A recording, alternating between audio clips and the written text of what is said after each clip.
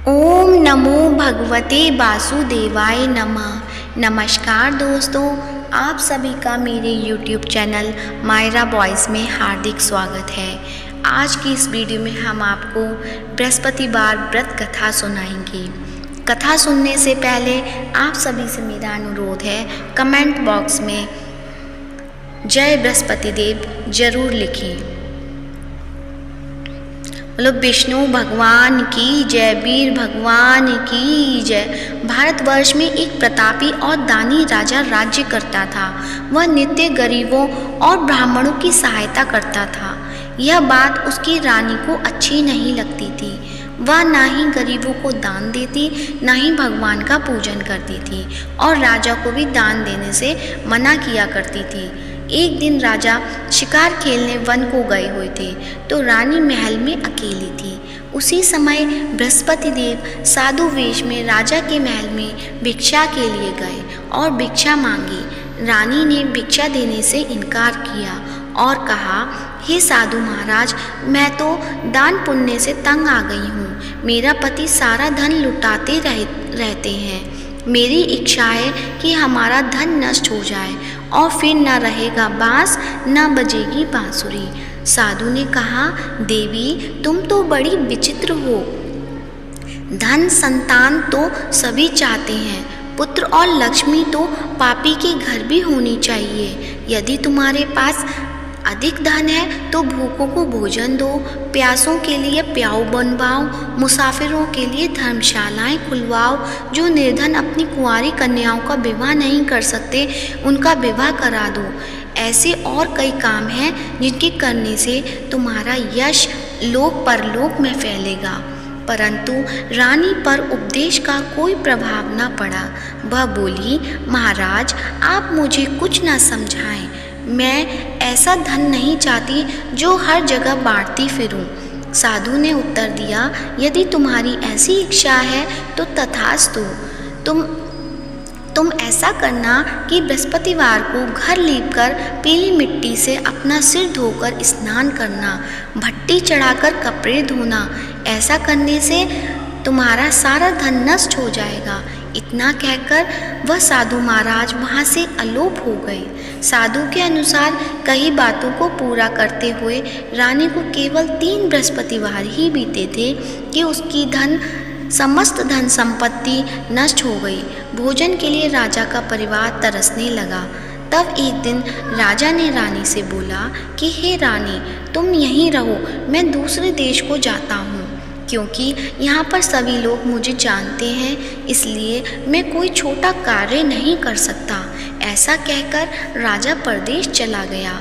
वहाँ वह जंगल से लकड़ी काट कर लाता और शहर में बेचता।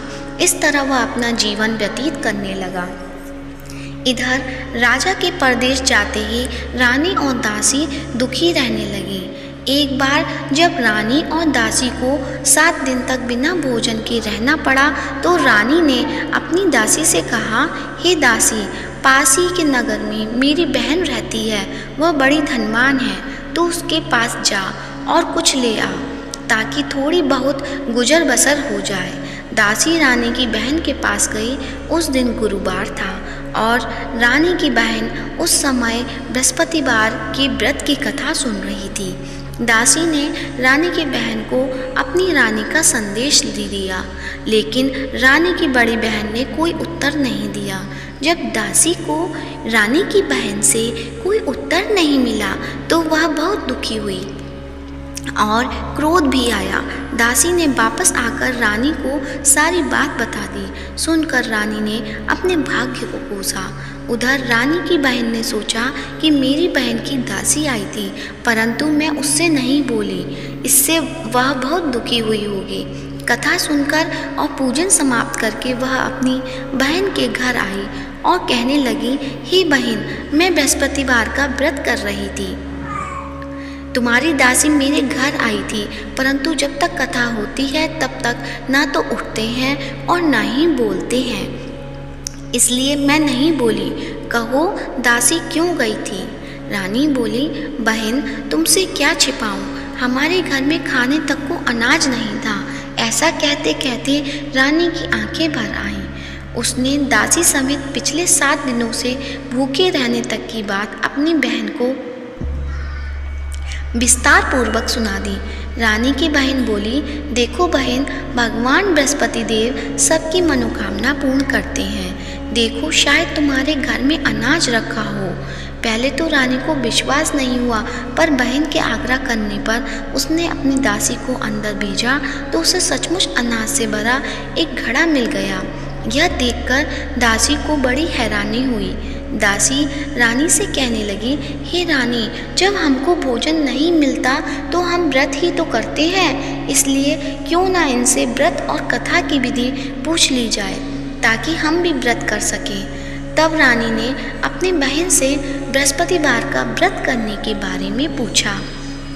उसकी बहन ने बताया, बृहस्पतिवार के व्रत में चने की दाल और मुनक्का से विष्णु भगवान का केले की जड़ में पूजन करें तथा दीपक जलाएं, व्रत कथा सुने और पीला भोजन ही करें। इससे बृहस्पति देव प्रसन्न होते हैं। व्रत और पूजन विधि बताकर रानी की बहन अपने घर लौट आई। 7 दिन के बाद जब गुरुवार आया तो रानी और दासी ने व्रत रखा। गुड़साल में जाकर चना और गुड़ लेकर आई, फिर उससे केले की जड़ तथा विष्णु भगवान का पूजन किया। अब पीला भोजन कहाँ से आए, इस बात को लेकर दोनों बहुत दुखी थे। क्योंकि उन्होंने व्रत रखा था, इसलिए बृहस्पति देव उनसे प्रसन्न थे। इसलिए वे एक साधारण व्यक्ति का रूप धारण कर 2 थालों में सुंदर पीला भोजन दासी को दे गए। भोजन पाकर दासी प्रसन्न हुई और फिर रानी के साथ मिलकर भोजन ग्रहण किया। उसके बाद वे सभी गुरुवार को व्रत और पूजन करने लगे। बृहस्पति भगवान की कृपा से उनके पास फिर से धन संपत्ति आ गई, परंतु रानी फिर से पहले की तरह आलस्य करने लगी। तब दासी बोली, देखो रानी, तुम पहले भी इस प्रकार आलस्य करती थी। तुम्हें धन रखने में कष्ट होता है, इस कारण सभी धन नष्ट हो गया, और अब जब भगवान बृहस्पति की कृपा से धन मिला है तो तुम्हें फिर से आलस्य होता है।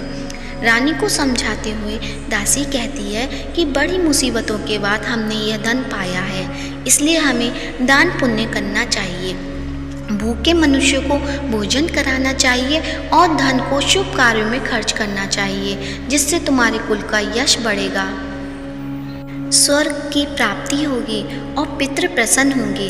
दासी की बात मानकर रानी अपना धन शुभ कार्यों में खर्च करने लगी, जिससे पूरे नगर में उसका यश फैलने लगा।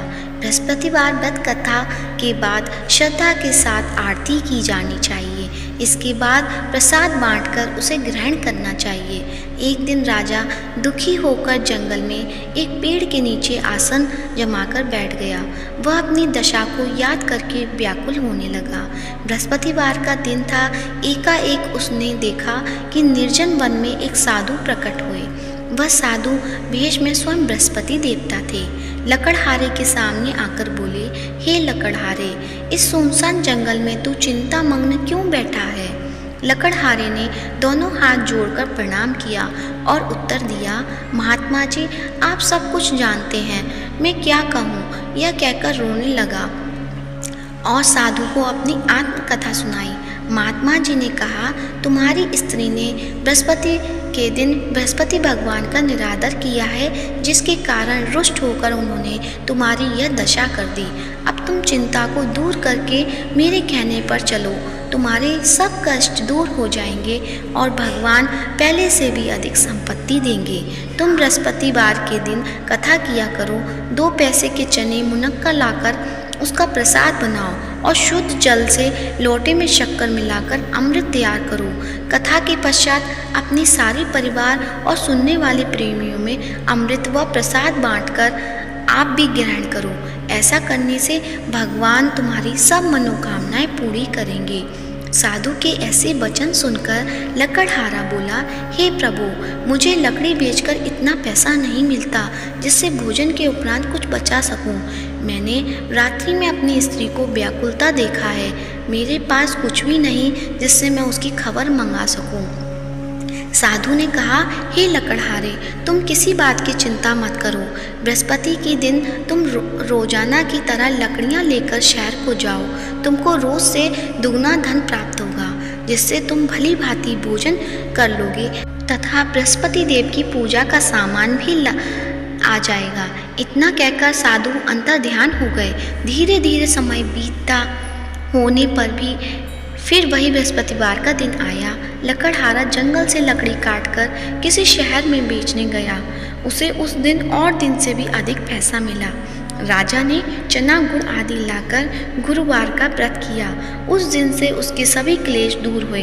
परंतु जब दोबारा गुरुवार का दिन आया तो बृहस्पतिवार का व्रत करना भूल गया।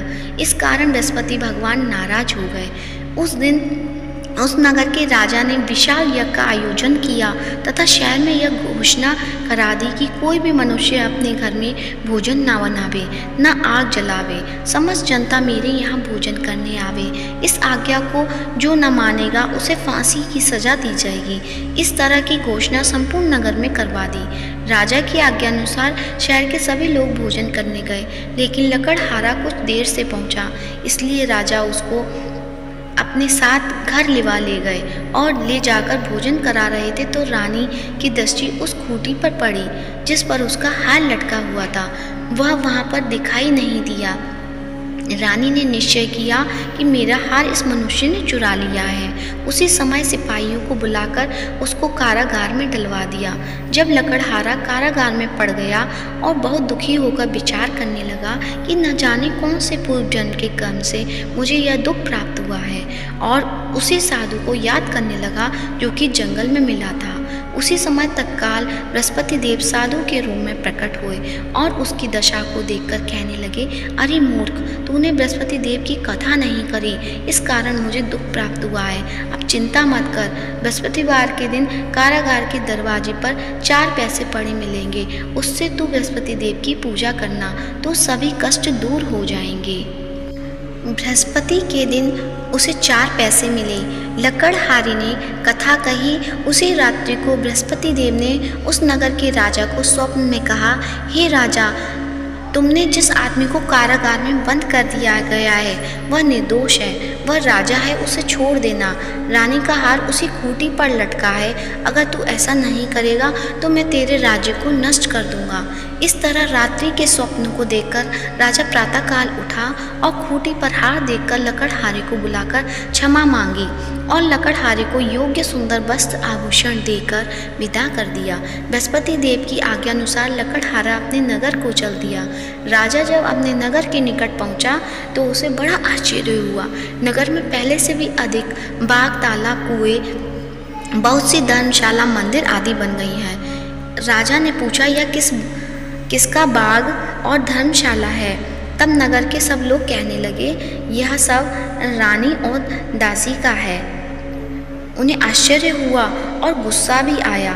जब रानी ने यह खबर सुनी कि राजा आ रहे हैं तो उन्होंने बांदी से कहा कि हे दासी, देख, राजा हमको कितनी बुरी हालत में छोड़ गए थे।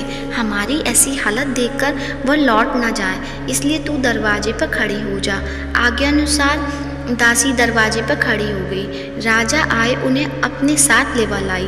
तब राजा ने क्रोध करके अपनी रानी से पूछा कि यह धन कैसे प्राप्त हुआ है। तब उन्होंने कहा, हमें यह सब धन बृहस्पति देव की इस व्रत कथा से प्राप्त हुआ है। राजा ने निश्चय किया कि 7 रोज बाद तो सभी बृहस्पति देव का पूजन करते हैं, परंतु मैं प्रतिदिन दिन में 3 बार कहानी तथा रोज व्रत किया करूँगा।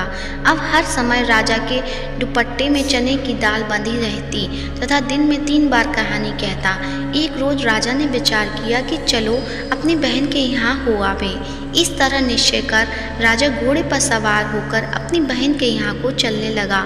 मार्ग में उसने देखा कि कुछ आदमी एक मुर्दे के लिए जा रहे हैं। उन्हें रोककर राजा कहने लगा, अरे भाइयों, मेरी बृहस्पति देव की कहानी सुन लो। वे बोले, लो, हमारा तो आदमी मर गया, इनको अपनी कथा की पड़ी है। परंतु कुछ आदमी बोले, अच्छा कहो, हम तुम्हारी कथा भी सुनेंगे। राजा ने दाल निकाली और जब कथा आदि हुई कि मुर्दा हिलने लग गया, और जब कथा समाप्त हो गई तो राम राम करके मनुष्य उठकर खड़ा हो गया। आगे मार्ग में उसे एक किसान खेत में हल चलाता मिला। राजा ने उसे देख और उससे बोला, अरे भैया, तुम मेरी बृहस्पतिवार की कथा सुन लो। किसान बोला, जब तक मैं तेरी कथा सुनूंगा तब तक 4 हरिया जोत लूँगा। जा अपनी कथा किसी और को सुनाना। इस तरह राजा आगे चलने लगा।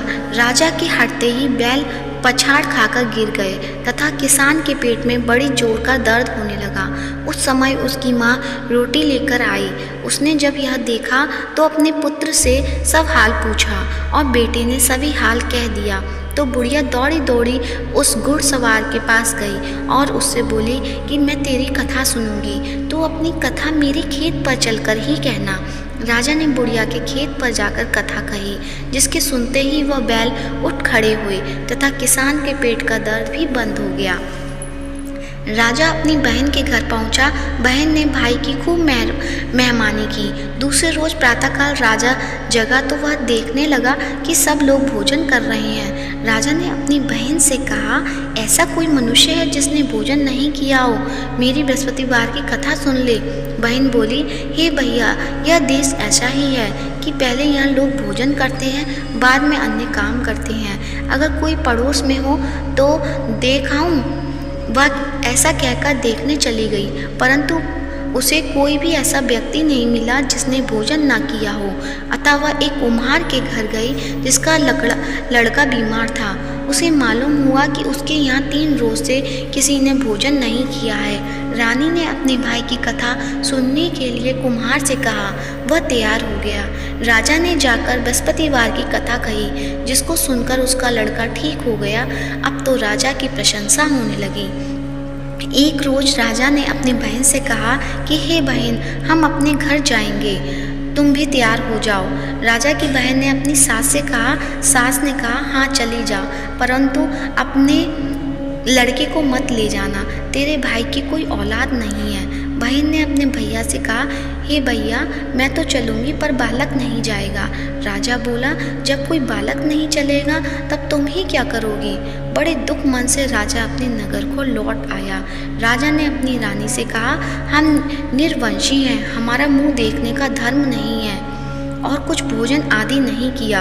रानी बोली, हे प्रभु, बृहस्पति देव ने हमें सब कुछ दिया है, वह हमें औलाद अवश्य देंगे। उसी रात बृहस्पति देव ने राजा से स्वप्न में कहा, हे राजा, उठ, सभी सोच त्याग दे, तेरी रानी गर्भ से है।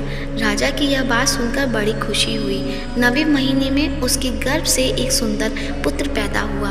तब राजा बोला, हे रानी, स्त्री बिना भोजन के रह सकती है पर बिना कहे नहीं रह सकती। जब मेरी बहन आवे तुम उससे कुछ कहना मत। रानी ने सुनकर हाँ कर दिया। जब राजा की बहन ने यह शुभ समाचार सुना तो वह खुश हुई तथा बधाई लेकर अपने भाई के यहाँ आई। तभी रानी ने कहा, घोड़ा चढ़कर तो नहीं आई, गधा चढ़ी आई। राजा की बहन बोली, भाभी, मैं इस प्रकार न कहती तो तुम्हें औलाद कैसे मिलती? बृहस्पति देव ऐसे ही हैं, जैसे जिसके मन में कामना है सभी को पूर्ण करते हैं। जो सद्भावना पूर्वक बृहस्पतिवार का व्रत करता है और कथा पढ़ता है अथवा सुनता है, दूसरों को सुनाता है, बृहस्पति देव उसकी सभी मनोकामना पूर्ण करते हैं। भगवान बृहस्पति देव उसकी सदैव रक्षा करते हैं। संसार में जो मनुष्य सद्भावना पूर्वक से भगवान जी का पूजन व्रत सच्चे हृदय से करते हैं, उनकी सभी मनोकामनाएं पूर्ण करते हैं। जो सच्ची भावना से रानी और राजा ने उनकी कथा का गुणगान किया तो उनकी सभी इच्छाएं बृहस्पति देव जी ने पूर्ण की थी। इसलिए पूर्ण कथा सुनने के बाद प्रसाद लेकर जाना चाहिए।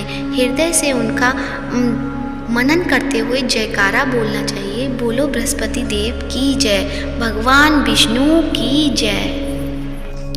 तो आइए अब सुनते हैं बृहस्पति देव की आरती। ओम जय बृहस्पति देवा, स्वामी जय बृहस्पति देवा। छिन छिन भोग लगाऊं, कदली फल मेवा। ओम जय बृहस्पति देवा, ओम जय बृहस्पति देवा। तुम पूर्ण परमात्मा, तुम अंतर्यामी, जगत पिता जगदीश्वर तुम सबके स्वामी, ओम जय बृहस्पति देवा। चरणामृत निज निर्मल सब पातक हरता, स्वामी सब पातक हरता। सकल मनोरथ दायक कृपा करो भरता, ओम जय बृहस्पति देवा। तन मन धन अर्पण कर जो जन शरण पड़े, स्वामी जो जन शरण पड़े। प्रभु प्रकट तब होकर आकर द्वारी खड़े, ओम जय बृहस्पति देवा। दीन दयाल दयानिधि भक्तन हितकारी, पाप दोष सब हरता भव बंधन हारी, ओम जय बृहस्पति देवा। सकल मनोरथ दाय सब संशय हारो, स्वामी सब संशय हारो। विषय विकार मिटाओ संतन सुखकारी, ओम जय बृहस्पति देवा।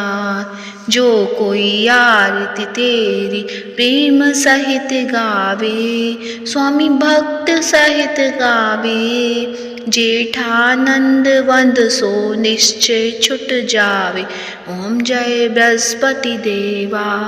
स्वामी जय बृहस्पति देवा, स्वामी जय बृहस्पति देवा। सब बोलो विष्णु भगवान की जय हो।